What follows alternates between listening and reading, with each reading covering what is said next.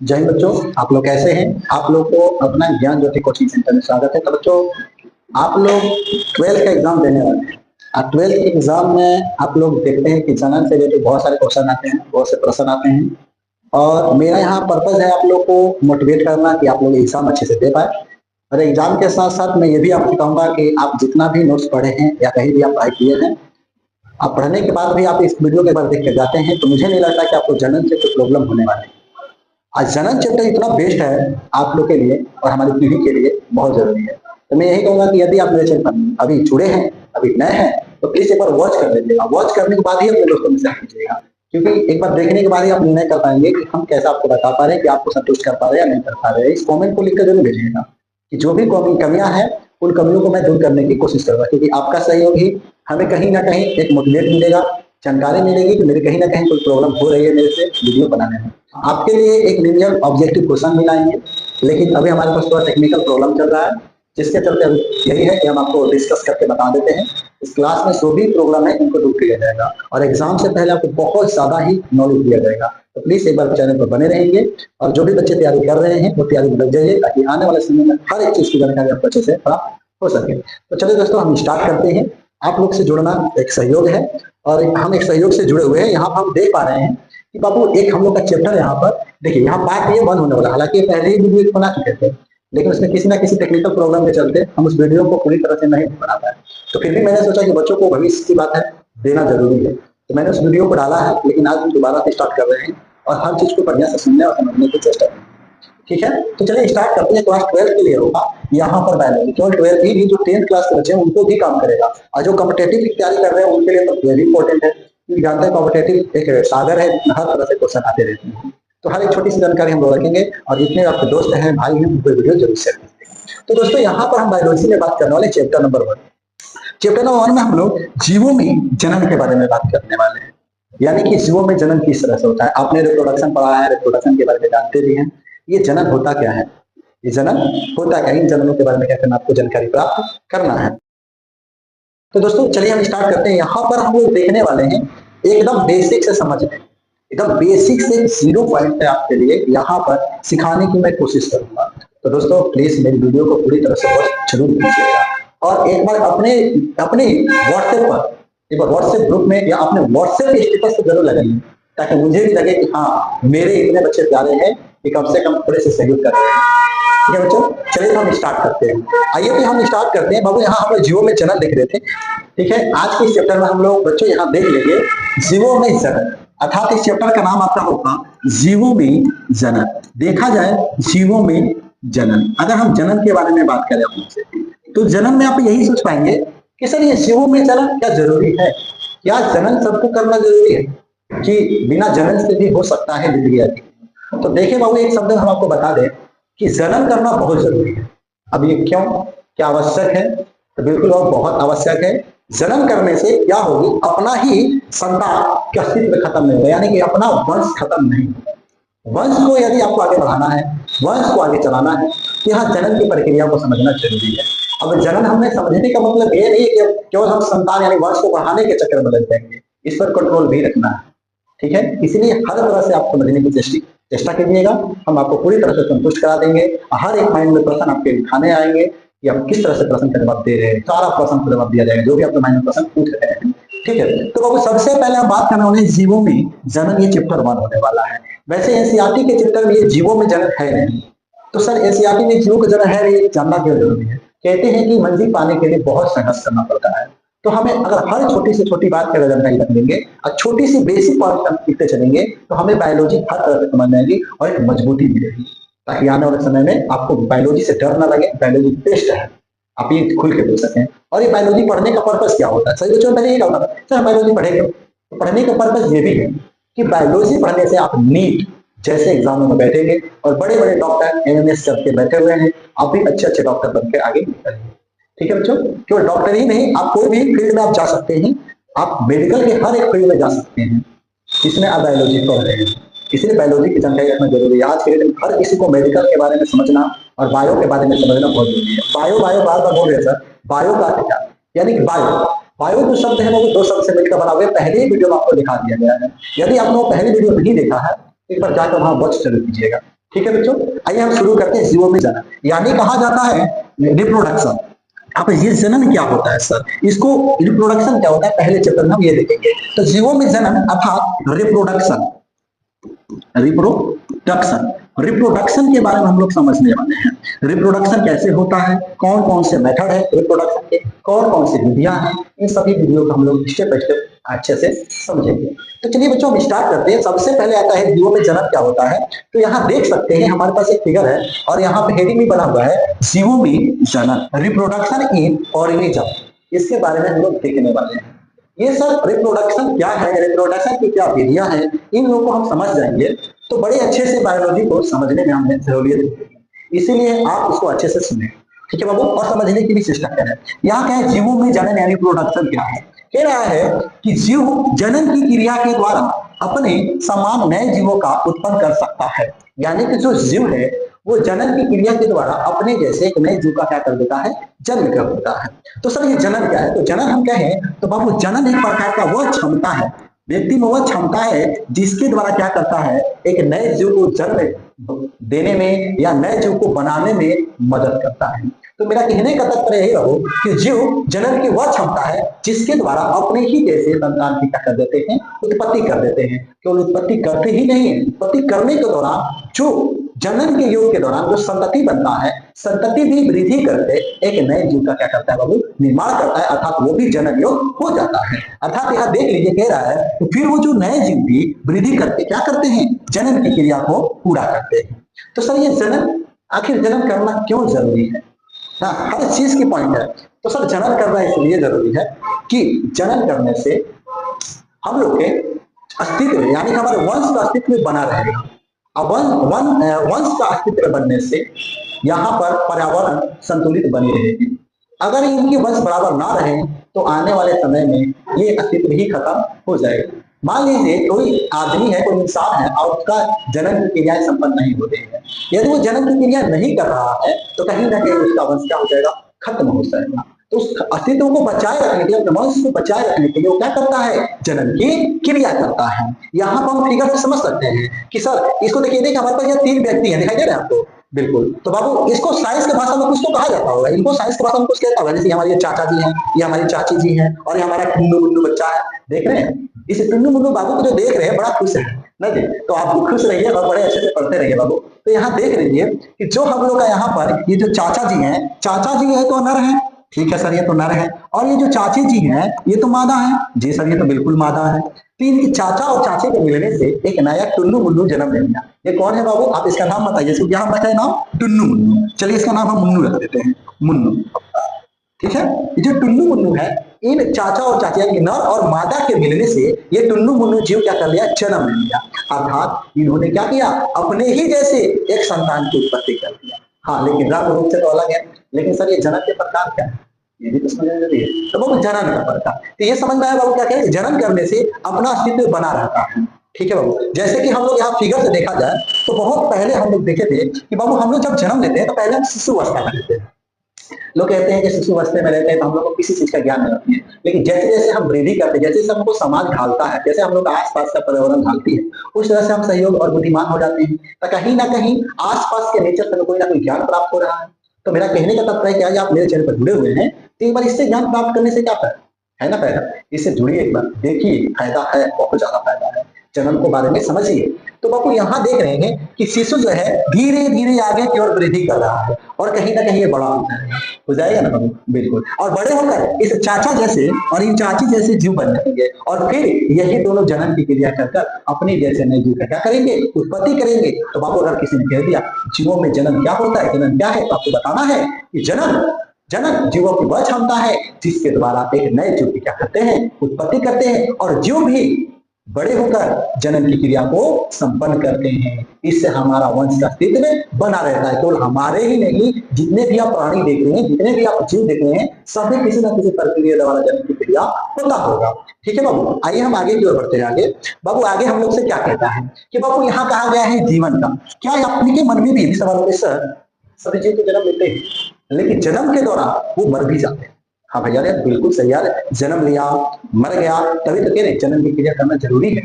अगर जन्म क्रिया नहीं होगी, वो व्यक्ति जन्म लेगा और जन्म क्रिया नहीं करेगा तो उसका अस्तित्व क्या हो जाएगा, खत्म हो जाएगा। इसीलिए कह रहे जन्म को समझना भी बहुत जरूरी है। ठीक है बाबू, तो आइए यहाँ समझा जाए जीवन काल यानी कि लाइफ स्पैन क्या होता है।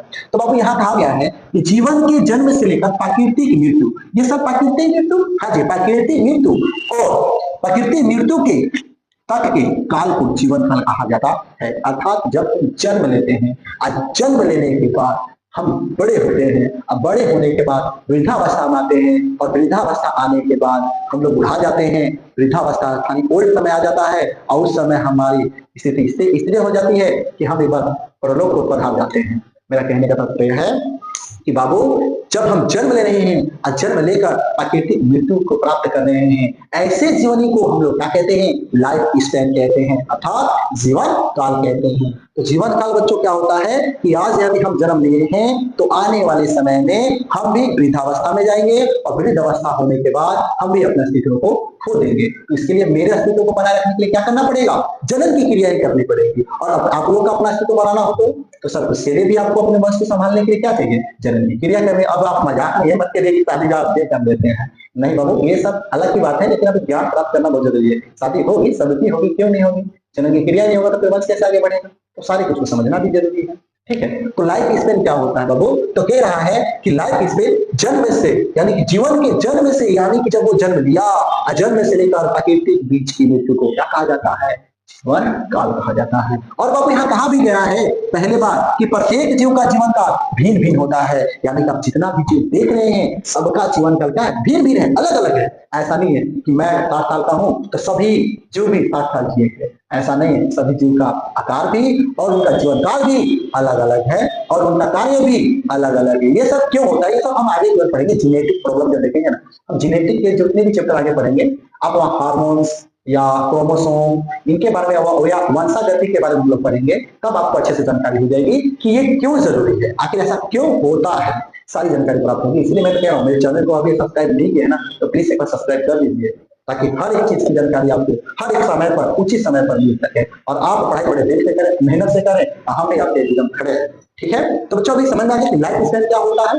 लाइफ स्पैन की जन्म लिए और प्राकृतिक मृत्यु की जो बीच की मेरी अवधि होगी क्या कहलाएगी, लाइफ स्पैन कहलाएगी। समझ रहे बाबू, प्रत्येक जीव का जीवन काल क्या होता है, भिन्न भिन्न होता है बाबू।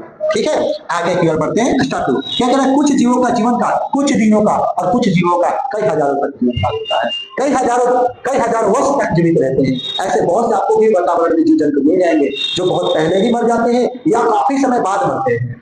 लोग कहते हैं कि बहुत ऐसे जीव हैं जो काफी वर्षों तक जिंदा रहते हैं, और कुछ जीव ऐसे हैं जो एक दो हफ्ते में ही मर जाते हैं। आप जानना चाहेंगे तो कौन कौन से जीव हैं। आप हम बचपन में रहते थे तो बचपन में हमें टीचर लोग पढ़ाया करते थे, गुरु जी बताते थे कि बबुआ ये जीव क्या लिख ला आम भाषा में कि सबसे अधिक दिनों तक जिए वाला जीव कौन होता है। हमें क्या भाषा में लिख लेते हैं सर कौन, तो सभी फटाक से बताते हैं कछुआ। कछुआ क्या है बताओ, गुरु से बढ़ के बात आज सीखो, बढ़िया से समझो, ठीक ना।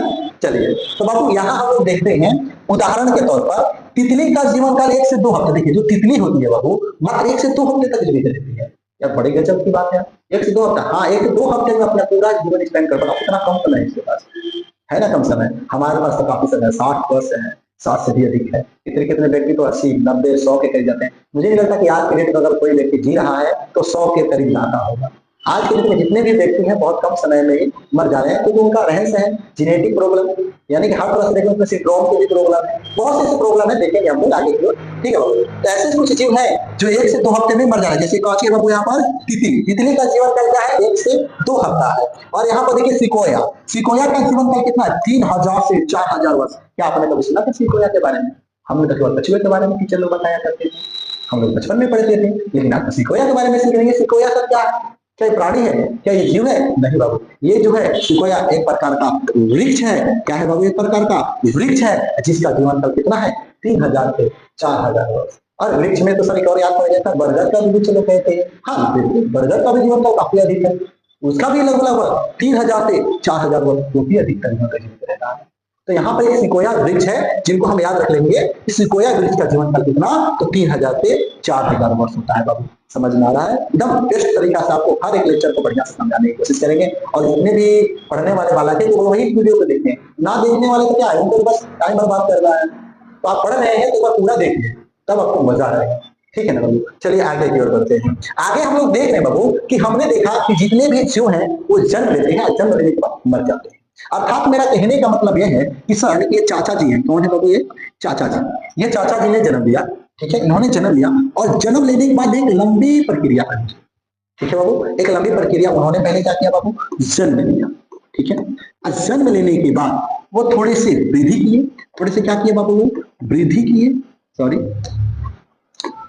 उन्होंने क्या किया? थोड़ा सा यहां पर क्या किया? उन्होंने थोड़ा सा वृद्धि किया। क्या किया बाबू? वृद्धि, यानी जिसको हम लोग कहते हैं ग्रोथ। उन्होंने क्या किया बाबू? यहाँ पर थोड़ा सा वृद्धि किया, वृद्धि किया, वृद्धि के बाद फिर छोटे से बड़े हुए और थोड़े से बड़े हो गए। बड़े होने के बाद उनमें यौवाना आराम शुरू हुआ, यौवाना आराम, यौवाना आराम शुरू किया। यौवाना आराम के दौरान फिर उसमें क्या हुआ भाई? परिपक्व हुआ। क्या हुआ वो? परिपक्व हुआ, ठीक है। परिपक्व होने के बाद वो क्या हो गया? वृद्ध हो गया। वृद्ध समझ रहे हैं? वृद्ध, वृद्ध हो गया।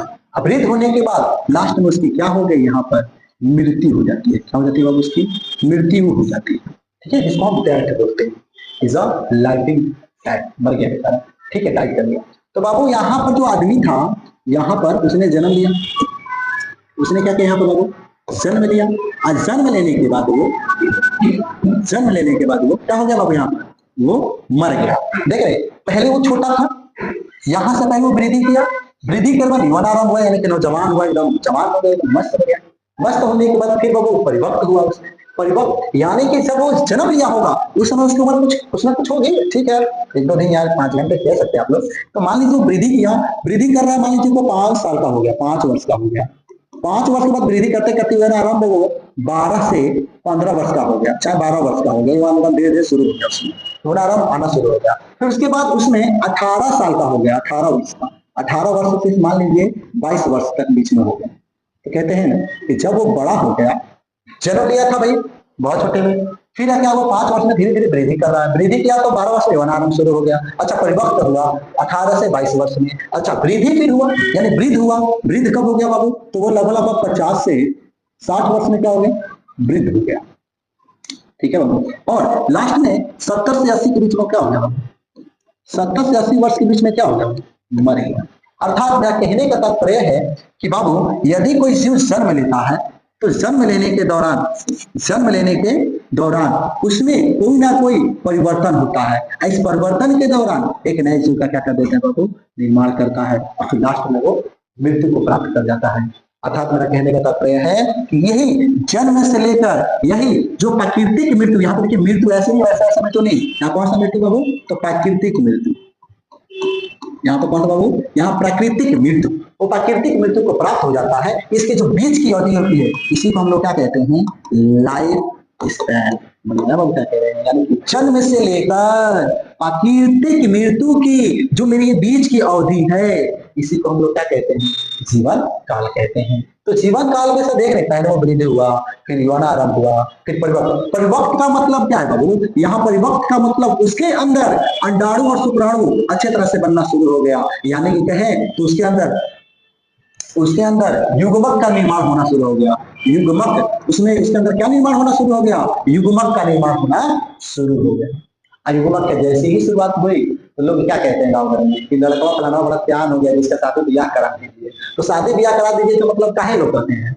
काहे को जन्म की क्रिया करे और उसका वंश बना रहे, ताकि उसका अस्तित्व खत्म ना हो। तो मेरा कहने का तात्पर्य यही है बाबू कि क्या करते हैं? जो भी जीव जन्म लेता है और वो जो प्राकृतिक मृत्यु को प्राप्त कर जाता है उसे क्या कहा जाता है? जीवन काल कहा जाता है, लाइफ स्पैन कहा जाता है। समझ में आया बाबू क्या कह रहे हैं? ठीक है, तो इस तरह से हम हर चीज को समझते चलते हैं। अगर दिक्कत है तो एक बार बोलिएगा, कोई दिक्कत तो नहीं, कमेंट कीजिएगा। हमको नहीं लग रहा है कोई प्रॉब्लम होना चाहिए। वैसे सब चीज की जानकारी, युवा का मतलब नौजवान, जिसको हम लोग कहते हैं यंग, क्या कहते हैं उसको? हम लोग यंग कहते हैं, जो यंग होते हैं। ठीक है बाबू, चलिए आगे बढ़ते। क्या सभी जीवों का जीवन काल वैसा ही होता है? तो बाबू अगर हम बताएं, थोड़ा यहाँ ध्यान दीजिए। यहाँ क्या कह रहा है? कह रहा है कि कौवा और तोता के आकार में कोई अंतर नहीं होता। जो कौवा होता है, जो तोता होता है, उनका जीवन काल में कोई अंतर नहीं, क्यों? दोनों ही देखने में छोटे हैं और उनके जीवन काल में बहुत बड़ा अंतर है।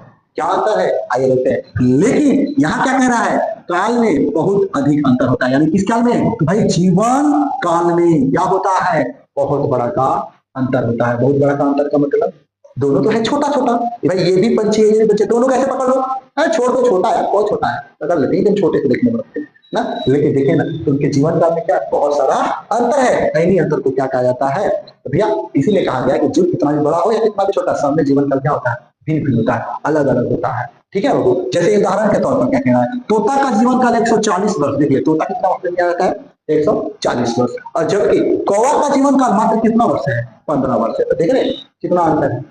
140 वर्ष, यानी कि वो जो राजा महाराजा वाला कहानियां सुनाते रहे और तोता कहानी सुनाता था पिंजरे में बंद होने के बाद, तो देखिए वास्तविक बात है कि नहीं, 140 वर्ष में, यानी 150 करीब, समझ रहे हैं?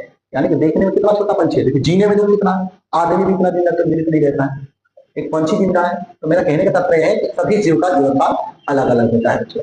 इसीलिए आप जिस भी जीवन में जी रहे हैं, आप अच्छा करें ताकि आपके आने वाला पीढ़ी आपके साथ खड़ा रहे, मजबूती से रहे। ठीक है बच्चों, आइए और भी कुछ हम जीवन काल देख लेते हैं। मान लेते हैं इधर और भी कुछ उदाहरण समझ लेते हैं। मान लेते हैं इधर कुछ जीव हैं और इधर उनका जीवन काल है। यहाँ मान लेते उनका काल, ठीक, काल का मतलब जीवन काल, ठीक है ना, ऐसा नहीं एक मतलब कैसे, ठीक है। मान लेते हैं सर मच्छर, मच्छर का जीवन काल क्या होता है? सर मच्छर का जीवन काल, तो मच्छर का जीवन काल लोग कहते हैं कि लगभग 10 से 12 दिन के बीच की होती है। 10 से 12 दिनों की होती है, अर्थात कहा जाता है 102 हफ्ता। ठीक है बच्चों, और यही बात किया जाए भाई बाघ, बाघ, तो जो हम लोग का बाघ है, बाघ का जीवन काल लगभग 55 से 65 वर्ष। कितना है ना, 55 से 65 वर्ष है। वहीं अभी देखा जाए बाघ हो गया, और भी हमारे पास है जैसे बाघ, मच्छर, और यहाँ ले लेते हैं मच्छर हो गया, बाघ हो गया। चलिए हम ले लेते हैं यहाँ पर सबसे बढ़िया मगरमच्छ, मगरमच्छ। तो जो मगरमच्छ का जीवन काल होता है ये भी कितना होता है? 45 से 50 वर्ष। समझ रहे हैं? यानी कि कुछ ना कुछ जीव का जीवन काल अलग होता है। अच्छा कछुआ का बाबू, कछुआ का जीवन काल, कछुआ का जीवन काल, तो सर कछुआ का जीवन काल लगभग कछुआ को कहते हैं 150 से 200 वर्ष। किसका जीवन काल है? कछुआ का जीवन काल है। तो सभी जीव अलग अलग है और सबका जीवन काल अलग अलग है। तो मैं यही कहूंगा, यदि आपके बुक में जीवन काल का नोट्स होगा तो आप उसको एक बार पढ़ के जाइएगा, एक ऑब्जेक्टिव यहाँ से आपसे पूछा जाएगा। ठीक है बच्चों, चलिए आगे की ओर बढ़ते हैं, तो वीडियो काफी लंबी हो जाएगी। ठीक है, चलिए आगे की ओर बढ़ते हैं। यहाँ क्या कह रहा भाई, कह रहा है कि जीवों का जीवन काल कितना भी हो लेकिन मृत्यु तो निश्चित है। यानी कि जितने भी जीव जन्म लिए उनका मरना तो निश्चित है। ये आप भी जानते हो, मैं भी जानता हूँ, पूरी संसार जानती है, जितने भी जीव जन्म लिए हैं उनको मरना ही बिल्कुल निश्चित है। कह रहा है कि प्रत्येक जीव जब अपने जीवन काल को पूर्ण कर लेता है, पूर्ण करने का मतलब क्या, कि कहने का मतलब ऐसा नहीं कि बीच में वो मर गया, यहाँ समझिए, ऐसा नहीं है कि वो बीच में मर गया, ऐसा मत सोचिएगा कि वो बीच में क्या हो गया, वो मर गया। यहाँ समझिए, यहाँ क्या कह रहा है कि सर यहाँ देखिए ना कि क्या कहता है, जन्म लिया और जन्म लेने को तो प्राकृतिक मृत्यु मिला। ऐसा नहीं है कि वो युवानारंभ हुआ और साइकिल कहीं का उड़ा, कहीं जाकर ट्रक में लड़ और मर गया, उसको प्राकृतिक मृत्यु नहीं कहेंगे, वो तो काल था उसका, ज्यादा उड़ेगा मरना ही तो है। इसीलिए तो कहते हैं बाबू, हर चीज को समझना जरूरी है। प्राकृतिक मृत्यु कहने का तात्पर्य है कि हम जन्म लिए और अपने खटिया पैसे ऐसे लास्ट में अपने आप से प्राण छूट जाए, उसे कहेंगे प्राकृतिक मृत्यु। ऐसा नहीं है कि कोई आया भाई गए लड़ गए किसी में मर गए तो प्राकृतिक मृत्यु नहीं, वो प्राकृतिक मृत्यु नहीं है। मेरा कहने का तात्पर्य है कि जन्म से लेकर प्राकृतिक मृत्यु की जो बीच की होती है ना, ये क्या कहते हैं, जीवन काल कहते हैं। कि जितने भी जीव हैं, जितने भी प्राणी हैं, कभी न कभी उनकी मृत्यु तो निश्चित है। एक शब्द में समझ लीजिए, जितने भी लिविंग थिंग्स हैं वो कभी ना कभी खत्म हो जाएगा, कभी ना कभी वो मरेगा। इसलिए अपने अस्तित्व को बचाने के लिए क्या कर रहा है, रिप्रोडक्शन कर रहा है, जन्म कर रहा है। इसलिए इस बात को आपको समझना जरूरी है। ठीक है, चलिए आगे देखते हैं बाबू। यहाँ पर हम लोग ने ये देखा कि सभी जीवों का जीवन काल अलग अलग है और सबका मरना भी जरूरी है। ठीक है, तब वो क्या कहलाता है, प्राकृतिक मृत्यु को प्राप्त हो जाता है। मैं क्या कहना चाह रहे हैं, कहने का तात्पर्य यही था कि जीवन काल जितना भी हो लेकिन मृत्यु तो उसकी क्या है, निश्चित है। और प्रत्येक जीव जब अपने जीवन काल को पूर्ण कर लेता है तो प्रकृति को क्या हो जाता है, मृत्यु को प्राप्त हो जाता है, अर्थात उसको हम प्राकृतिक मृत्यु कह देते हैं। समझ में आया बाबू क्या कह रहे हैं। और यहाँ देखिए क्या कह रहा है कि बहुत ऐसे जीव हैं जो अमर भी है। देखिए आप देख लीजिए क्या एक उसके जीव को छोड़कर एक उसके जीव, अब बात पढ़े आप 9 10 क्लास में या 11 क्लास पढ़े होंगे, एक उसके और बहुत उसके। अच्छा हम लोग कैसे प्राणी, एक बार कमेंट करके बताइए, हम लोग में कौन सी कोशिका है, एक उसकी या बहुत उसकी है? हम लोग कैसे हैं, मानिए हमारा शरीर किस कोशिका से बना हुआ है? हमारे शरीर क्या कोशिकीय, एक कोशिकीय है, एक कोशिकीय है कि बहुकोशिकीय है? बहुत पढ़े थे आप, बहु बहु 2 बार लिखा गया बाबू, दोनों गति में है यार। मैं मोबाइल ये टच काम भी था दे रहा शरीर एक कोशिकीय, ठीक है, बहु कोशिकीय। अब बताइए, आप कमेंट करके बताइए कि जो हम लोग का शरीर है क्या एक कोशिकीय है कि बहुकोशिकीय है बच्चों? ठीक है, तो यहाँ पर क्या कहा गया है कि एक कोशिकीय जीव को छोड़कर कोई भी जीव अमर नहीं होता। यानी कि हम लोग अमर नहीं है, जितने भी बहुकोशिकीय जीव है उनको मरना निश्चित है।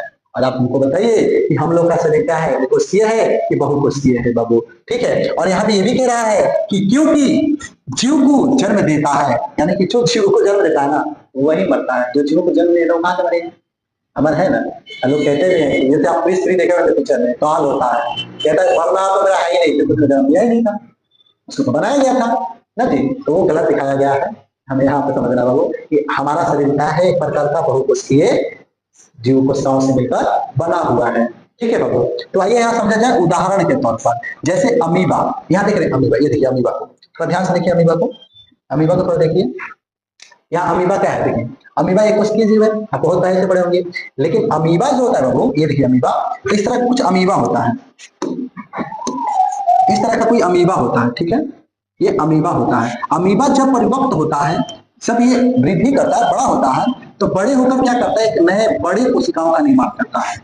ठीक है उसके ही, लेकिन थोड़ा सा वृद्धि कर दिया है। अब वृद्धि करके ये अपने ही केंद्र को कितने भागों में बांटने लगता है सर? देख रहे यहाँ केंद्र कब है, एक है, यहाँ केंद्र कब है, 2, यानी केंद्र के कितने भागों में बट गया, 2 भागों में। और 2 भागों में बटकर 2 अलग अलग दो अमीबा का निर्माण कर देता है, जिसमें दोनों में एक एक केंद्र शामिल हो जाते हैं। तो इससे ये सीखने को मिल रहा है कि एक उसके जीव का क्या होता है, केवल विभाजन होता है, उनकी मृत्यु नहीं होती। उनका शरीर 2 भागों में बट जाते हैं, 2 से अधिक भागों में बटे, जितने केंद्र उतने बटेंगे। देखिए यहाँ पर केंद्र बढ़ रहे हैं, देखें कितने सारे बन गए हैं, तो बहुत सारे बन जाएंगे। समझ में आया क्या कह रहे हैं? तो कह रहे हैं कि एक कोशिकीय को छोड़कर जितने भी जीव है वो अमर नहीं है, लेकिन एक कोशिकीय जीव क्या है, अमर है। जैसे बाबू क्या, अमीबा क्यों अमर है? क्योंकि अपने ही शरीरों को क्या करता है, 2 भागों में बांट लेता है, यानी केंद्र कितने भागों में बट जाते हैं, 2 भागों में बट जाते हैं, जिसके चलते अमीबा हम लोग का क्या है, अमर है। अर्थात एक उसके जीव क्या होते हैं, हमेशा अमर होते हैं बाबू, एक मन में रख लो, एकदम 100% अमर होते हैं।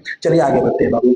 आइए आगे देखा जाए, तो अब हम लोग यहाँ पढ़ने वाले हैं बाबू जनन, यानी फिर से जनन पर देख लेते हैं क्या कह रहा है यहाँ पर। तो कह रहा है कि जनन जीवों की वह क्षमता है, देखिए पीछे ही बता रहे हैं आपको क्षमता, यहाँ पे भी क्षमता ही कहा गया। तो कह रहा है कि जनन जीवों की वह क्षमता है जिससे वह अपने ही समान छोटे जीव को क्या कर देता है, जन्म देता है। देखिए ना, ये हमारा बाबू है भाई, आगे किया बड़ा हुआ और थोड़ा सा बड़ा हुआ, अब और थोड़ा सा बड़ा हो गया। जब बड़ा हुआ तो इसने जन्म किया, जन्म करने के दौरान ये चाचा जी बन गए। अब ये चाचा जी फिर से जन्म करेंगे और जन्म करने के दौरान फिर से एक नए बेबी का क्या कर देंगे, निर्माण कर देंगे। देखिए हूबहू के जैसे ही, मैं हूबहू का मतलब ये नहीं कि चेहरा मुंह मिलाना शुरू कर देंगे, हूबहू कहने का मतलब यह है कि उनके जैसा ही प्रतीत होता है, उनके जैसा ही दिखाई पड़ता है। इसलिए कह रहे हैं बाबू कि जिससे वो क्या करते हैं, अपने ही समान, अपने ही जैसे एक नए जीव का क्या कर देते हैं, जन्म देते हैं। उसे हम लोग क्या कहते हैं भैया, जन्म कहते हैं। समझ में आया क्या कह रहा है? यहाँ जैसे देखिए पहले क्या हुआ भैया, जन्म लेगा वो, फिर उसको क्या करेगा, वो वृद्धि करेगा, और वृद्धि में उसमें क्या आएगा, परिपक्वता आएगी। परिपक्वता क्या मतलब क्या बताए थे आपको कि इसमें क्या बनना शुरू हो जाएगा, युग्मक का निर्माण होना शुरू हो जाएगा। और जैसे ही युग्मक वृद्धि करेगा, यानी कि वृद्धि करके और आगे की ओर बढ़ा, उसने क्या किया, जनन किया। और जनन के दौरान बड़ा वृद्ध अवस्था है, वृद्ध अवस्था के बाद क्या हो गया, मर गया। अर्थात ये जो जन्म से लेकर ये जो हम लोग का प्राकृतिक मृत्यु हो रही है, इस बीच की अवधि को क्या कहा जाता है, लाइफ स्पैन कहा जाता है। समझ में आया बाबू क्या कह रहे हैं? तो मेरी वीडियो अगर आपको अच्छी लग रही है तो एक बार वीडियो को लाइक ठोक देना, मजा आ जाएगा, ठोक दोगे लाइक। ठीक है, आइए यहाँ आगे बढ़ते हैं। ठीक है बाबू, यहाँ देखते हैं क्या कह रहा है स्टार अगला, कि जनन एक एक स्पीसीज में एक पीढ़ी के बाद दूसरी पीढ़ी की निरंतरता बनाए रखता है। यानी कि जो स्पीसीज होते हैं, जितने भी बड़े कुछ वर्गीय प्राणी होते हैं, उसमें जनन की क्रिया क्या करता है, उनकी निरंतरता को बनाए रखता है ताकि उनका अस्तित्व खत्म ना हो सके। ठीक है बच्चों, चलिए आगे की ओर थोड़ा सी और बात कर लेते हैं। यहाँ बाबू देखिए जनन का प्रकार देखने वाले, क्या देखने वाले यहाँ पे, जनन के प्रकार। तो जनन के प्रकार देखिए बाबू, जनन के प्रकार, टाइप ऑफ रिप्रोडक्शन। यहाँ क्या है कि जनन दो प्रकार के होते हैं। जनन कितने प्रकार के होते हैं, दो प्रकार के होते हैं बाबू, एक अलैंगिक जनन, एक बाबू लैंगिक जनन। अलैंगिक जनन को असेक्सुअल रिप्रोडक्शन कहते हैं, जबकि लैंगिक जनन को सेक्सुअल रिप्रोडक्शन कहते हैं। तो बच्चों आज अगर हम बात आप लोग से करें, काफी लंबी वीडियो हो जाएगी, इसलिए आपको नेक्स्ट वीडियो पर हम लेकर आएंगे लैंगिक और अलैंगिक जनन के। दो टॉपिक छूट गया है, उनको भी पढ़ना जरूरी है। उस बाबू ये है हम लोग का कि जनन करने के क्या उद्देश्य है, जनन करना क्यों चाहिए, ऐसी हानियां क्या है, इनके हम अगले लेक्चर में बात कर लेंगे। तो बच्चों आप बहुत काफी लंबी वीडियो हो जाएगी, धन्यवाद। हम आगे एक बार मिलेंगे, आप लोग से जुड़ना चाहते हैं, शुक्रिया। आप अगले वीडियो को इंतजार करें, जल्दी से जल्दी हम उस वीडियो को बनाकर अपने यूट्यूब पर डाल देंगे। धन्यवाद। हाँ, जाते जाते हम आप लोग से एक बात और पूछना चाह रहे हैं। आपने अगर वीडियो देखा है, पूरा बढ़िया से देखा है, तो हमको ये बताइएगा कि सबका जीवन काल तो हो गया, तो हमें ये बताइएगा कि सर सांप का जीवन काल क्या होता है। सांप का जीवन काल यदि आप बता दिए तो समझ लीजिए आप अच्छे से ध्यान दे रहे हैं।